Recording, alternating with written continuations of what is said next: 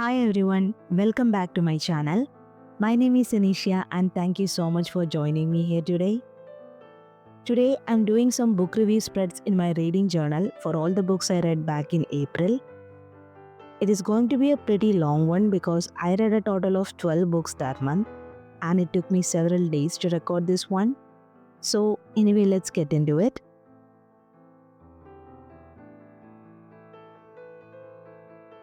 My first read for April was 20 Years Later by Charlie Donnelly. This book is about a journalist who starts looking into a 20-year-old murder case after some new forensic evidence comes up.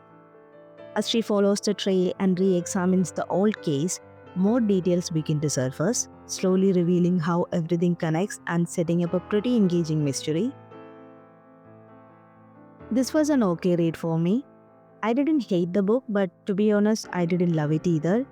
The story itself was quite interesting and I was invested for most part of it. But I felt some of the reveals happened a little too early, which took away the gradual build-up of suspense I was hoping for.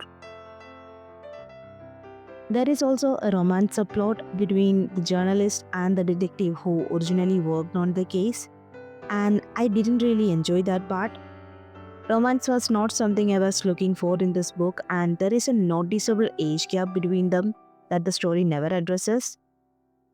I don't have an issue with an age gap romance when it is acknowledged, but here it is completely brushed aside. Moreover, I didn't feel much chemistry between the characters either, so the whole subplot felt really unnecessary in my opinion, and the story would have worked perfectly well without it. Overall, though, it was a decent read and I enjoyed it for most part and ended up giving it a 3.5 star.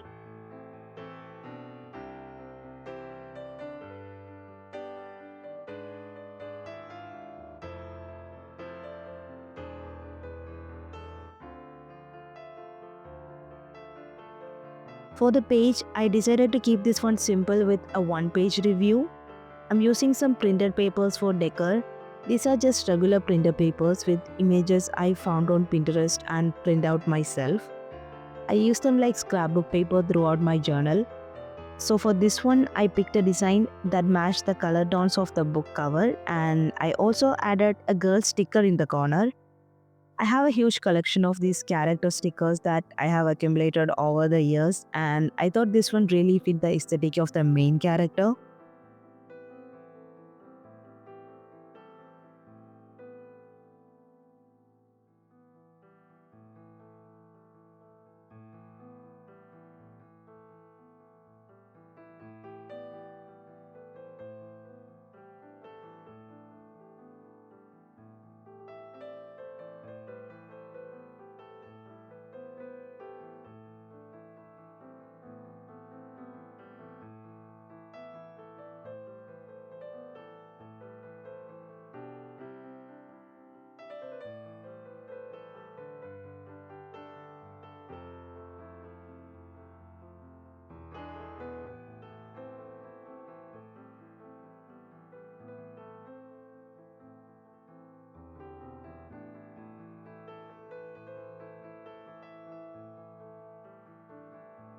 Moving on to the second read of the month, Finlay Donovan is Killing It by Ellie Cosimano.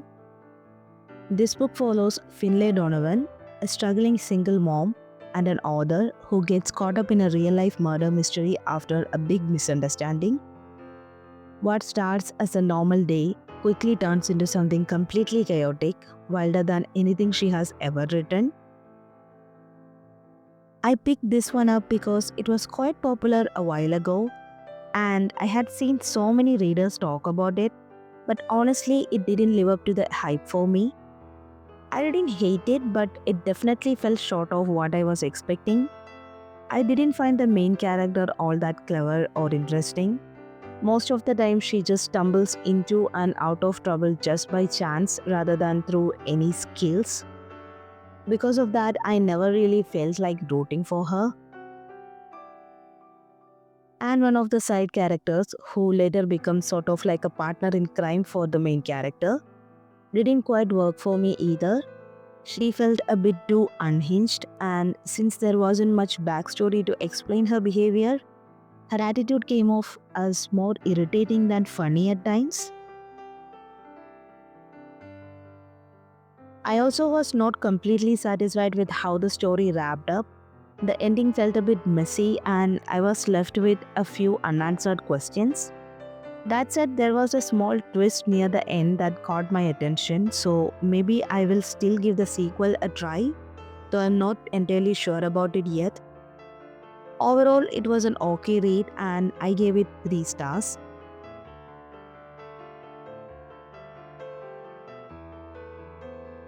For the spread, I went with a similar layout to the previous page, printed papers in both corners and another girl sticker at the bottom, which I think ties nicely with the tone of the book.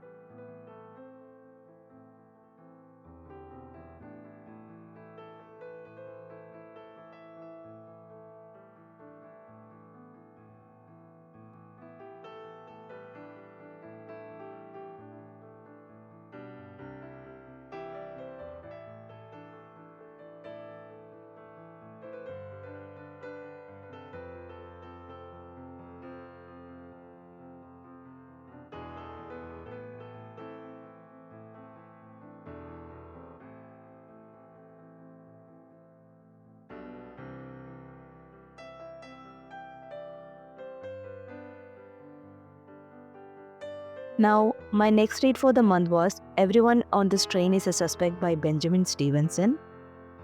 This is the second book in the Ernest Cunningham series. It follows Ernest, a crime writer and a fourth wall breaking main character. The story takes place shortly after the events of the first book, where he ends up in another real life murder mystery, this time during a literary festival on a luxury train.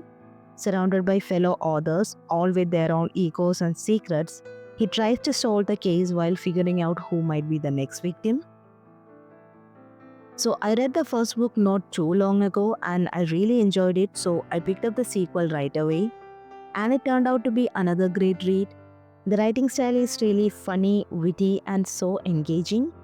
Ernest keeps breaking the fourth wall and directly talks to the reader all the time, which adds such a fun and unique touch to the story. The main setup is a log true murder mystery on a train, which instantly gave me Agatha Christie vibes. And in true Christie fashion, there were a lot of characters, probably a few too many, which made things a bit confusing at first because most of the cast is new except for a couple of familiar faces from the first book. And since the whole thing takes place during a writer's event, almost everyone is an author, so it took me some time to tell them apart. There is also a subplot about Ernest trying to write his second book after the success of the first one, and I really enjoyed that angle. It was really interesting to see the story from a writer's perspective. The pacing felt a little slow in the beginning, not a big issue, but I did notice it. But overall, this was a really good read.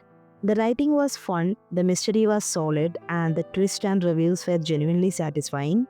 So I definitely enjoyed it and gave it a 4 star. Now for the page, I'm going with a full spread review for this one. I decided on a red and green color palette for the decor. The red is mainly because the book cover, and I also picked up this sticker set from a local shop. It's mostly books and typewriters which fit perfectly since the main character is a writer. The pack mainly has red and green tones, so that's why I decided to go with that color theme for the spread.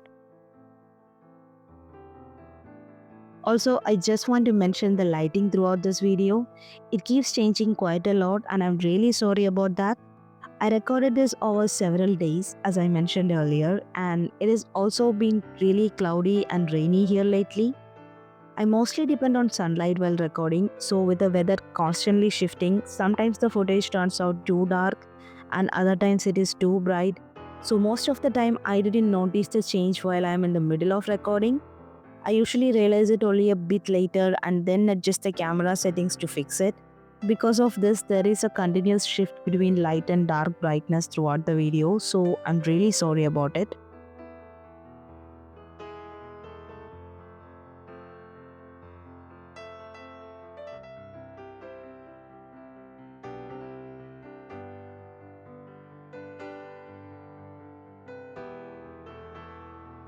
My next read for the month was An Elderly Lady is Up to No Good by Helena Thurston. This book follows Maud, an elderly Swedish woman in her late 80s who lives alone and seems completely harmless at first. Through a series of short stories, we get a look into her quiet yet surprisingly dangerous life. Each story shows how she deals with people and situations that disturb her peace, often in her own way. So I went into this one without knowing much about it. I just picked it up on Audible because it was available on my subscription and I started listening without any idea what kind of story it was. At first, I was just enjoying Maud as a character. She seemed like such a fun, sharp, and independent woman, someone who is living a pretty admirable life for her age. She is financially secure, travels often, and is surprisingly tech savvy and aware of the world around her. Honestly, I was just thinking how cool her life was and how I would love to be like her at that age until the serial killing started. So that completely caught me off guard. But once I understood the tone and the dark humor the book was going for, it actually became such a fun and entertaining read. Morality aside, Maud was such an unexpectedly fascinating character, and overall, I really enjoyed this book and ended up giving it a 3.5 stars.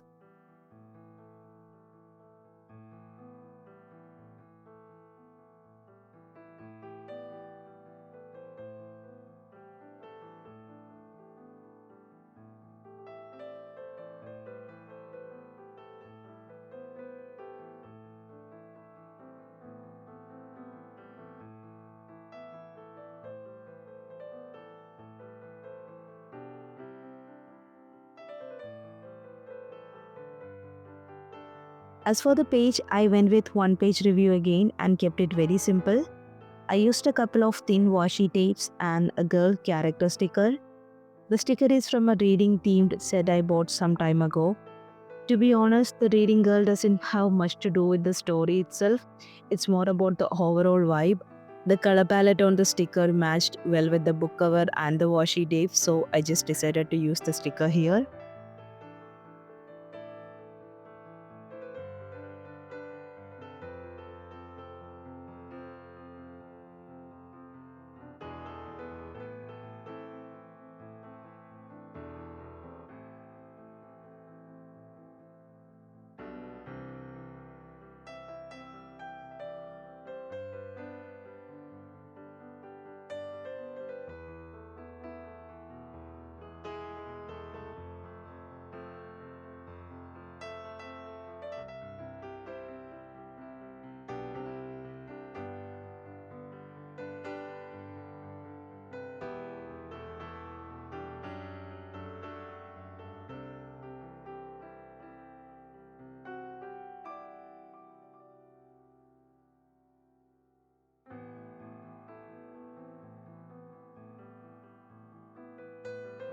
Now, the next book I read was The Inheritance Games by Jennifer Lynn Barnes.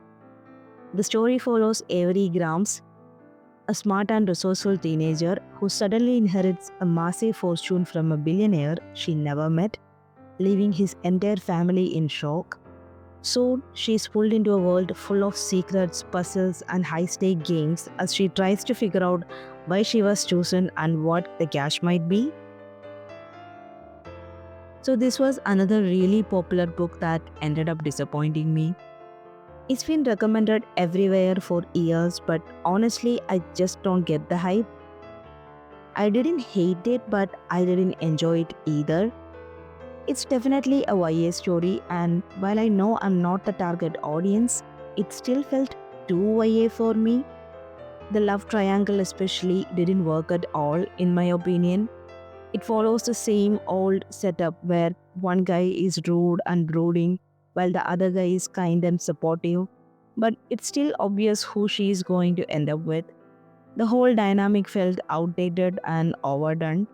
It honestly gave me early 2010 vibe.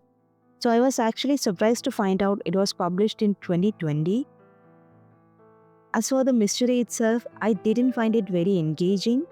Most of it was just the characters uncovering secret rooms and hidden clues, but there wasn't really any way for the reader to solve it along with them.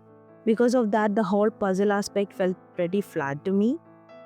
Overall, I was actually disappointed with this one. I ended up rating it a 2.5 star, and I don't think I'll be continuing with the series.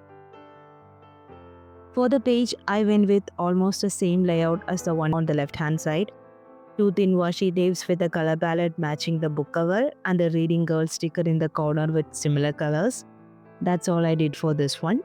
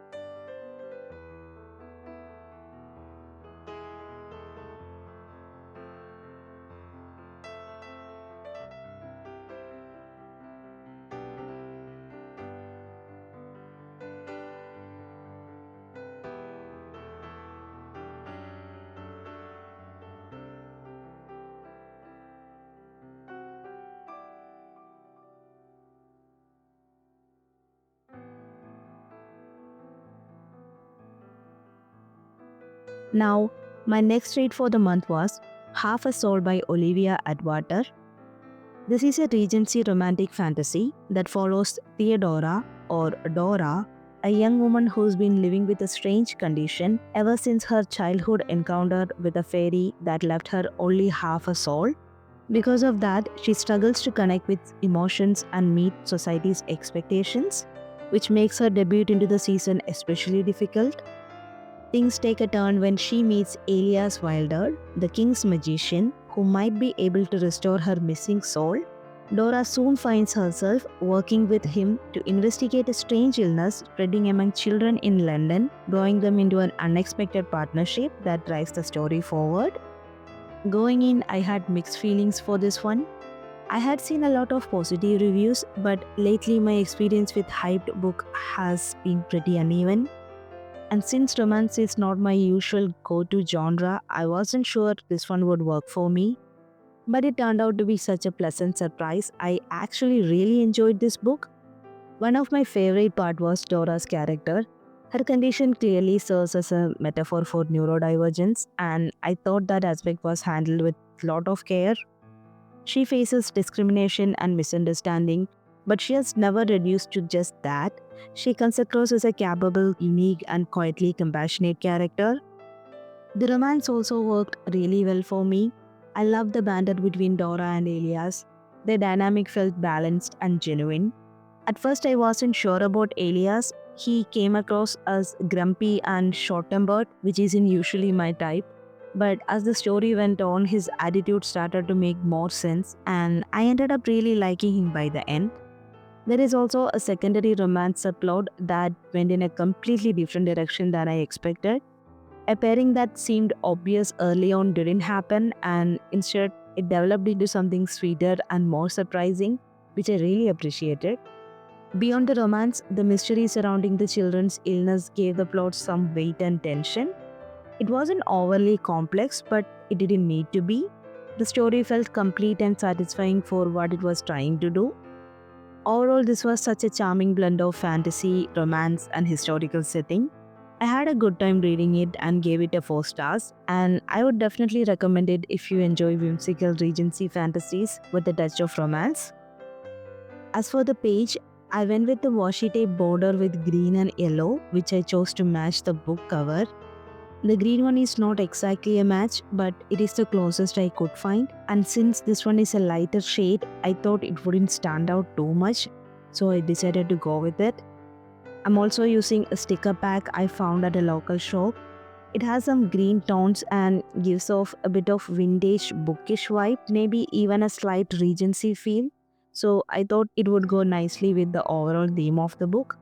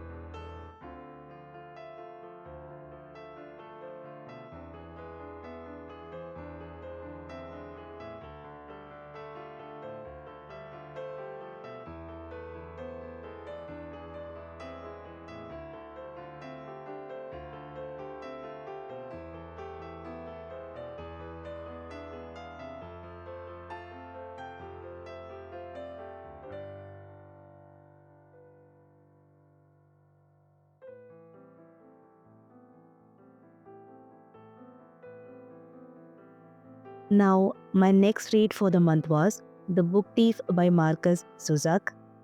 This is a historical novel set in Nazi Germany, told in a really unique way through the perspective of death itself. The story follows a young girl named Liesel who comes to live with her foster parents in a small town. Through her everyday life under the shadow of war, her friendships, and the books she steals, we see how stories can bring comfort and hope even in the darkest times. I had this book on my shelf for years, always a little intimidated by its reputation, but I'm so glad I finally read it. It turned out to be one of my favorite books of the year. The narration felt unlike anything I have ever read before. It was really moving, powerful, and deeply original. Even though it is set during the war, it never felt overwhelmingly bleak. It's a heartbreaking story, but it carries a strange warmth too. Like it balances the sadness with moments of kindness and resilience, which makes it a compelling read. The most striking part for me was the narrator. Seeing everything unfold through Death's eye was eerie but also surprisingly emotional. Death is not cruel or distant here. It feels tired, burdened, and oddly compassionate. That perspective added such a unique layer to the story and made it even more interesting to me. Liesel herself was a wonderful character to follow. I loved her love for books and how she grows through her relationships. Her foster family was written with so much heart, and Rudy, her friend, was such a highlight. Their friendship was sweet, funny, and incredibly moving.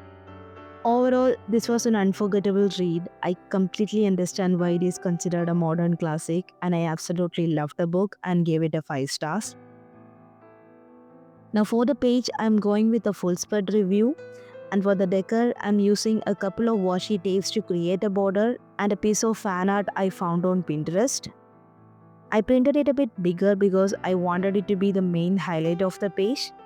It's actually a moment from the book, and I think it captures the essence of the story really well. That's all I'm doing for the decor part.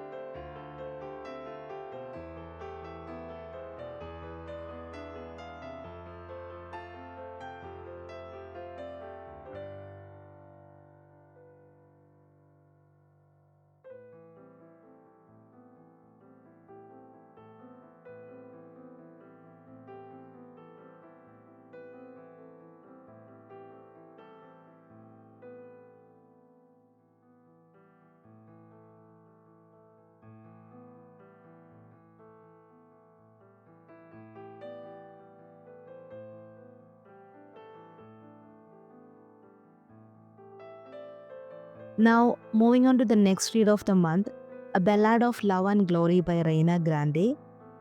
This is a historical fiction novel set during the Mexican American War, following an Irish immigrant soldier and a Mexican healer whose path cross in the middle of the conflict.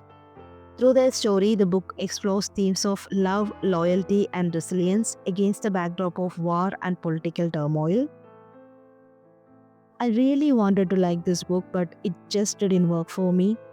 The writing felt slow and unengaging, and I never managed to connect with the characters on an emotional level.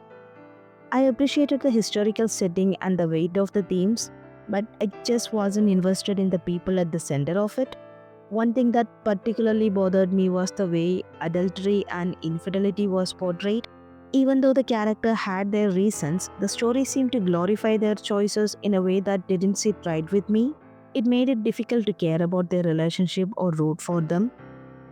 The pacing also dragged quite a bit and the plot often felt bogged down. For me, the story lacked the spark that would have made it engaging, and overall, it ended up being a disappointing and rather forgettable read. So, I gave it a 2.5 stars.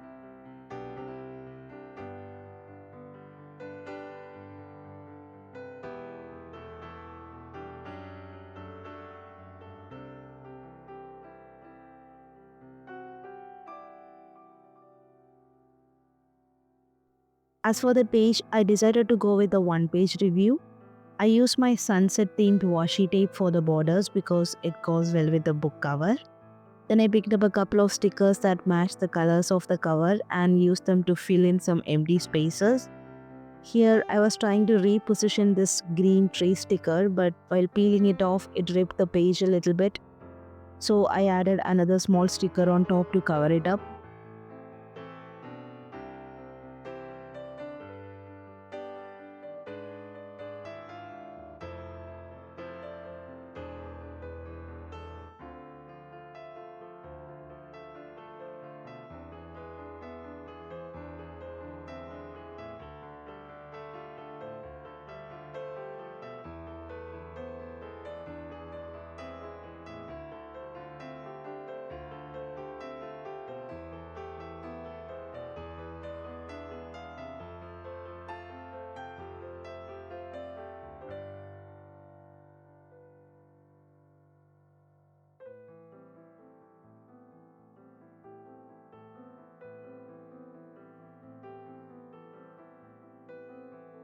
My next read was Happy Family by Jackie Kabler. This is a psychological thriller about a woman whose life starts to unravel after the sudden reappearance of her long lost mother, followed by a shocking leak of her private photos and videos. What should have been a joyful reunion quickly turns into chaos as her personal and professional life collapse around her. Unfortunately, this was another disappointing read for me. The story just never worked. The main character was frustratingly naive. She accepts this woman as her mother without any hesitation, even though her life begins to fall apart the moment this person shows up. On top of that, the photo scandal is so clearly tied to her past, yet she never connects the dot even when the clues are right in front of her. The lack of awareness made the whole plot feel unbelievable. What made it even more frustrating was the way she reacted to everything. She's an adult woman with job, kids, and enough life experience to know better, yet she responded like a teenager would. Instead of taking any legal action or trying to protect herself, she just kept insisting she didn't do it. And honestly, even if she had done it herself, it wouldn't change the fact that her privacy was violated and she had every right to take action. It just didn't make sense for someone her age to be that passive. The only upside was that my frustration actually kept me reading quickly. I wasn't bored, but I wasn't enjoying it either. Overall, it ended up being a fast but exasperating read, and definitely not one I would recommend. Eventually, I ended up giving it a 2 star. For the page, I continued the same sunset washi tape from the left hand side. The book cover has orange tones and autumnal leaves on both sides, so the color fit really well. I also ordered a matching sticker in the corner to just finish the page.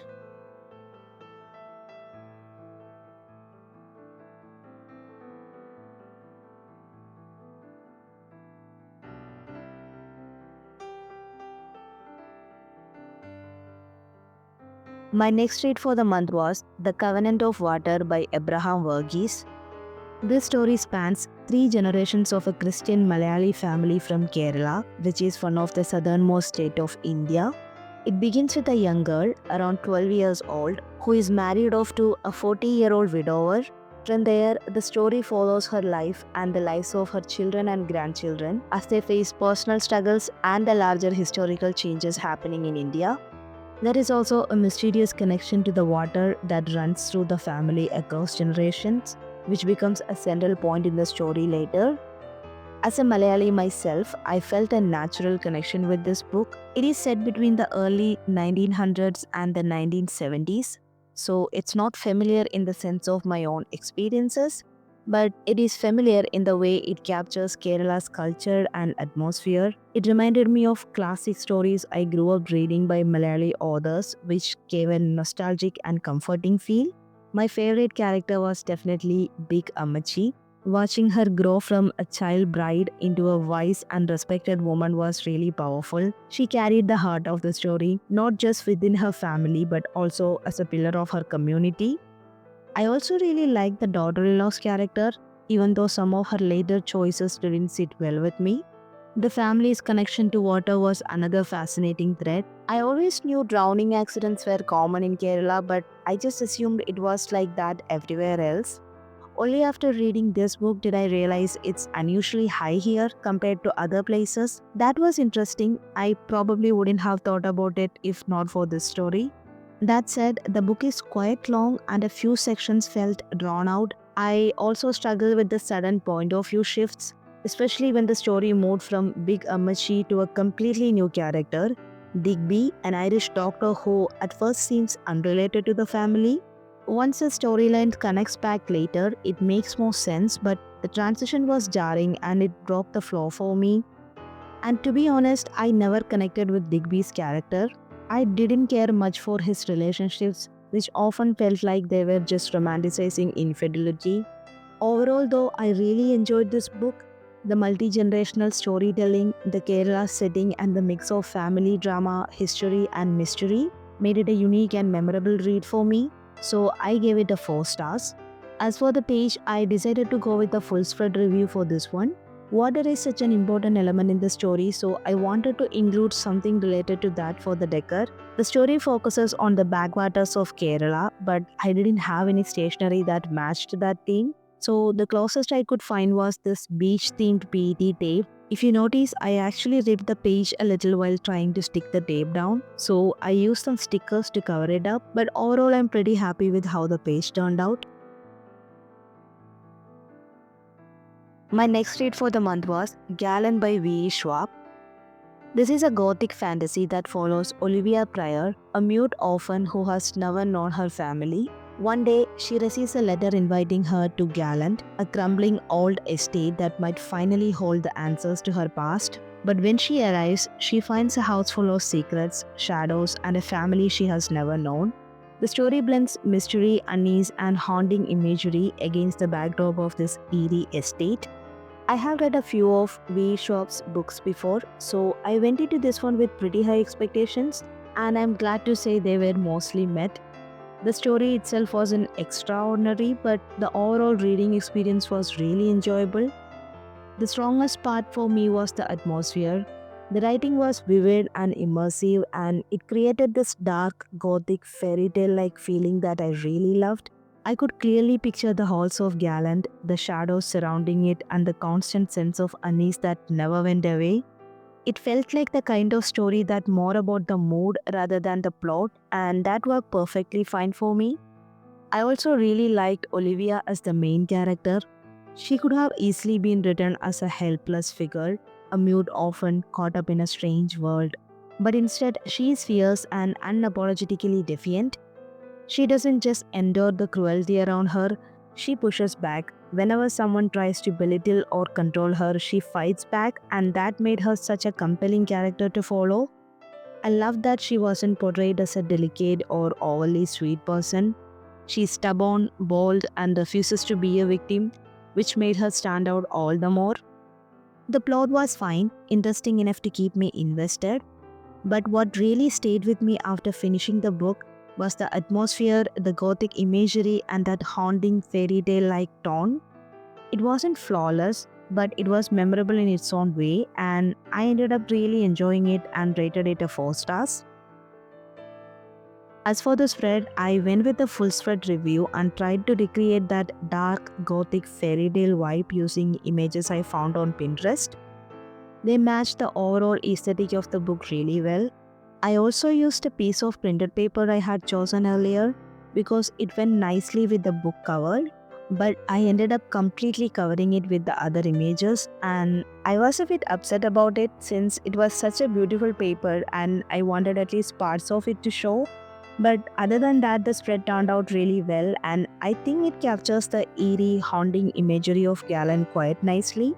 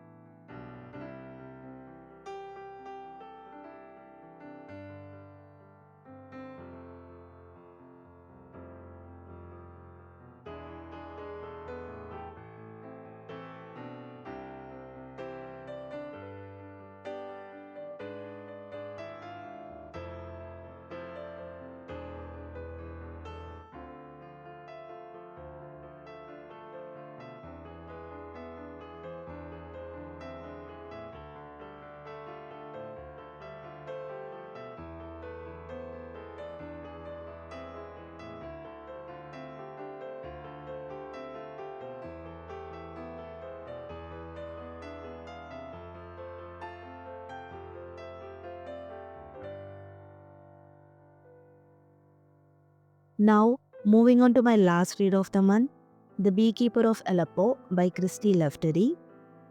This novel tells the story of Nouri, a beekeeper, and his wife Afra, an artist, whose lives are shattered by the war in Syria. Once they had a warm, simple life filled with family and love, but after unimaginable loss, they forced to flee their home and begin a dangerous journey towards safety. Throughout their story, the book captures what it truly means to leave everything behind and start over as refugees. This was such a beautifully written and heartbreaking book. The contrast between their peaceful life before the war and the devastation that follows is portrayed with such care and emotion.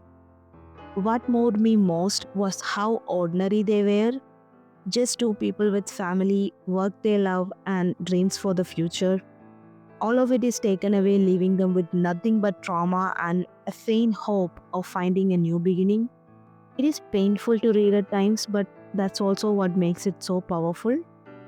I also really like the structure of the chapters, the way the last word of one chapter becomes the title for the next one. It was really interesting, like a thread connecting their story, keeping a sense of continuity. Even though it was a hard book to read emotionally, I'm just glad I picked it up.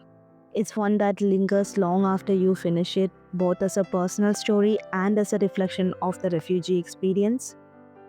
Overall, I found it devastating but unforgettable. Written with compassion, honesty, and so much heart, I ended up giving it a 4.5 star.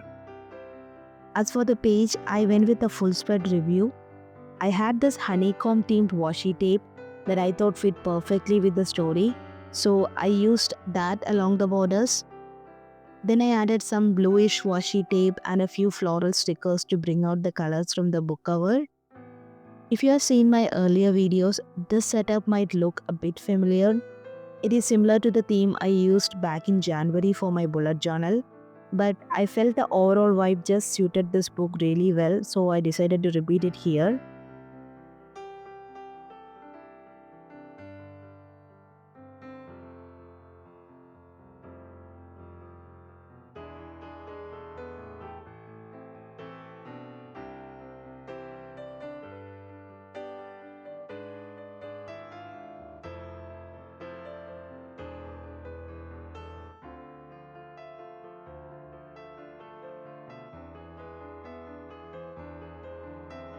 So that was my last read of the month. Now let's do a final flip through.